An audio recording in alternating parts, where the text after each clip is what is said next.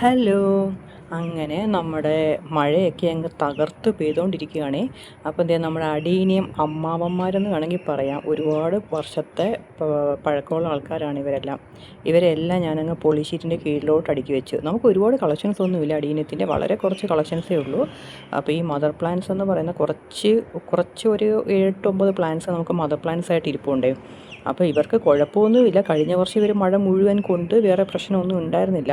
പക്ഷേ ഈ പ്രാവശ്യം ആയപ്പോഴത്തേക്ക് എനിക്ക് അത്രയ്ക്ക് അങ്ങോട്ടൊരു ഉറപ്പൊന്നുമില്ല. കാരണം എന്തെങ്കിലും പറ്റുമോ എന്നുള്ള പേടി. കഴിഞ്ഞ വർഷത്തിനെക്കാട്ടി ഞാൻ ഈ അടീനിയത്തിനെ ഒരുപാട് സ്നേഹിക്കാൻ തുടങ്ങി. അതുകൊണ്ടായിരിക്കും എനിക്ക് ഈ പ്രാവശ്യം പേടി കൂടിയതുകൊണ്ട് നമ്മൾ ഈ പോളിഷീറ്റിൻ്റെ അടിയിലോട്ട് ഇവരെ അങ്ങ് മാറ്റി നിർത്തി.